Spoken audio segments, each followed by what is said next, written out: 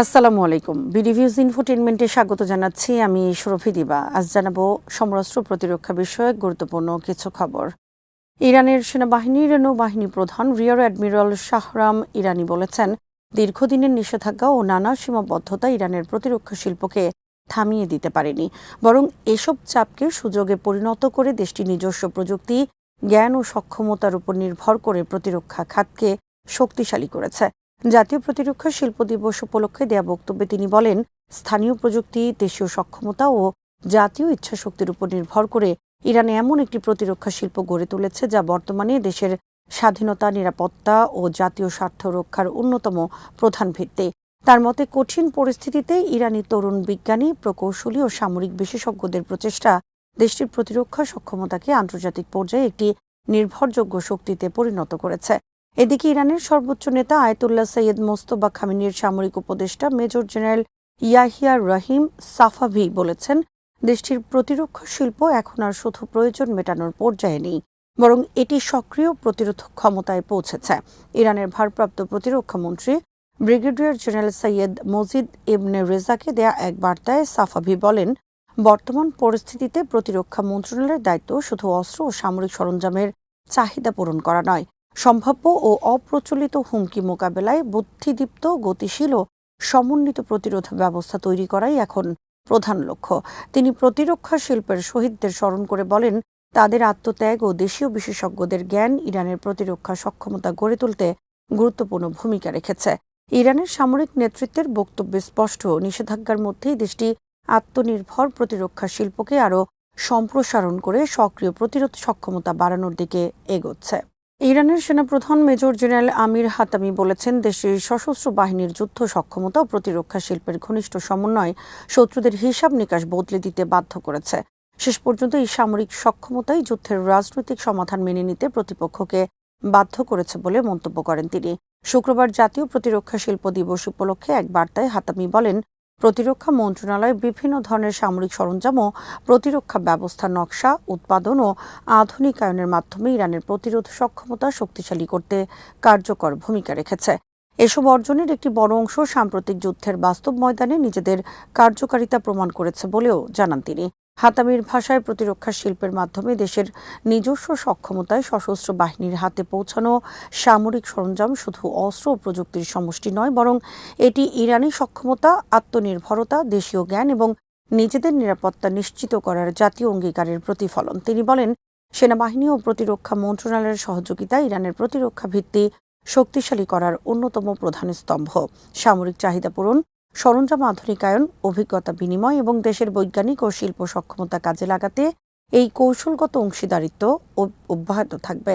জাতীয় প্রতিরক্ষা শিল্প দিবসে 5 জন শহীদ প্রতিরক্ষা মন্ত্রীর স্মৃতির প্রতি শ্রদ্ধা জানান হাতামি। বিশেষভাবে মেজর জেনারেল আজিজ নাসির জাদে সহ প্রতিরক্ষা শিল্পের অন্যান্য শহীদদেরও স্মরণ করেন তিনি বলেন, যে জাতি নিজের সন্তানদের দক্ষ হাতে প্রতিরক্ষার ঢাল তৈরি করে, সে জাতি কখনো আত্মসমর্পণ করে না, বরং শেষ পর্যন্ত বিজয়ী হয়। ইরানের পররাষ্ট্রমন্ত্রী আব্বাস আরাকচি বলেছেন, যুক্তরাষ্ট্রের নতুন অর্থনৈতিক অভিযানও আগের নিষেধাজ্ঞা ও ম্যাক্সিমাম প্রেশার নীতির মতোই ব্যর্থ হবে। শনিবার সামাজিক যোগাযোগ মাধ্যম এক্স দেয়া এক পোস্টে তিনি ওয়াশিংটনের নতুন অর্থনৈতিক পদক্ষেপকে পুরনো কৌশলের পুনরাবৃত্তি বলে মন্তব্য করেন। আরাকচি তার পোস্টে যুক্তরাষ্ট্রের ইরান বিরোধী চাপ প্রয়োগের ধারাবাহিকতা তুলে ধরেন। তিনি বলেন, 14 বছর আগে যুক্তরাষ্ট্র ইতিহাসের সবচেয়ে কঠোর নিষেধাজ্ঞা আরোপের দাবি করেছিল, কিন্তু তা ব্যর্থ হয়েছে। 8 বছর আগে শুরু করা ম্যাক্সিমাম প্রেশার নীতিও ব্যর্থ হয়েছে। এমনকি 5 মাস আগে ইরানকে নিঃশর্ত আত্মসমর্পণের আহ্বান জানানো হলেও তেহরান তা প্রত্যাখ্যান করেছে। এবার মার্কিন প্রেসিডেন্ট ডোনাল্ড ট্রাম্প ইরানের বিরুদ্ধে সবচেয়ে কঠোর অর্থনৈতিক অভিযান চালুর ঘোষণা দিয়েছেন।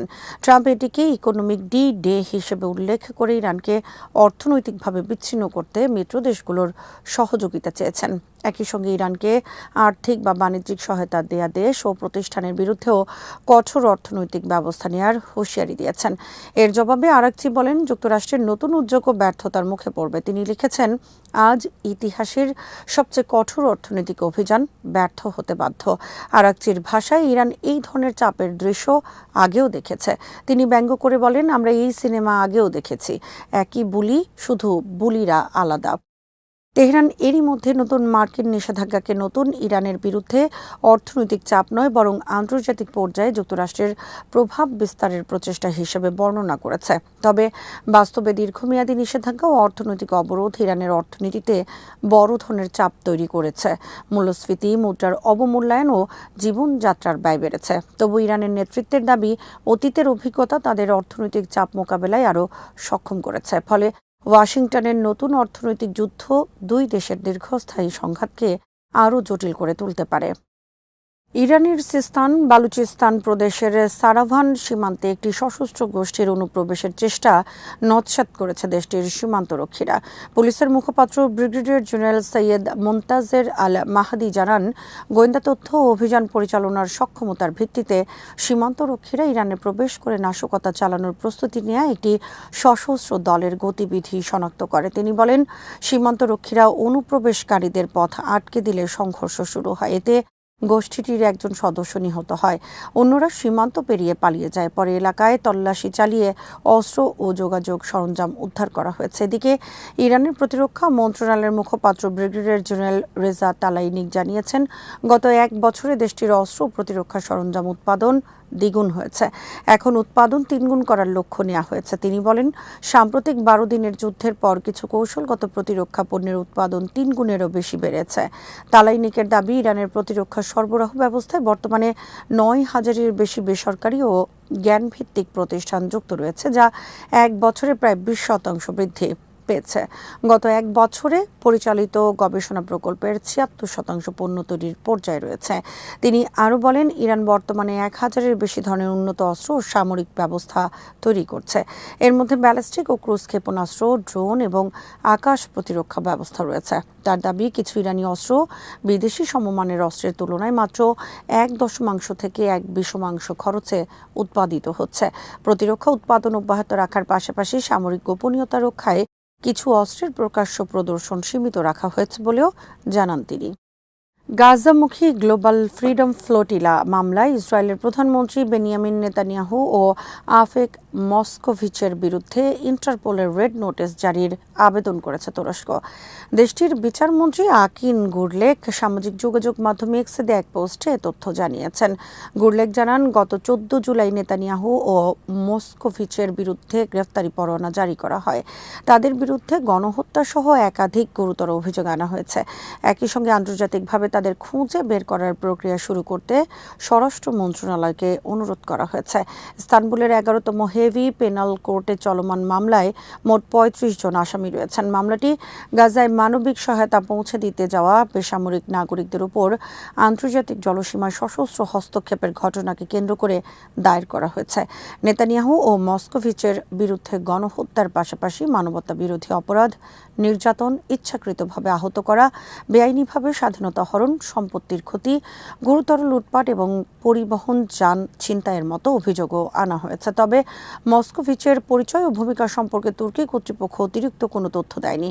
তুরস্কের বিচারমন্ত্রী বলেন, গাজায় সংঘটিত অপরাধ কোনোভাবেই আড়াল করতে দেয়া হবে না এবং অপরাধীদের দায়মুক্তির সুযোগও দেয়া হবে না। তার ভাষায়, এসব অপরাধের সঙ্গে জড়িত ব্যক্তিদের বিচারের আওতায় আনতে তুরস্ক প্রয়োজনীয় পদক্ষেপ অব্যাহত রাখবে।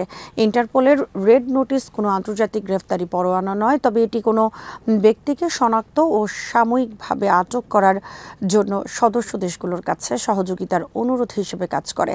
এখন তুরস্কের এই উদ্যোগের পর মামলাটি আন্তর্জাতিক পর্যায়ে আরও গুরুত্ব পেতে পারে। আজ এখানেই শেষ করছি। সমরাস্ত্র প্রতিরক্ষা ও কূটনীতির নানা তথ্য জানতে চোখ রাখুন বিডিভিউজ ইনফোটেইনমেন্টে। চ্যানেলটি ভালো লাগলে সাবস্ক্রাইব করুন, সংযুক্ত থাকুন আমাদের ফেসবুক পেজে। আল্লাহ হাফেজ।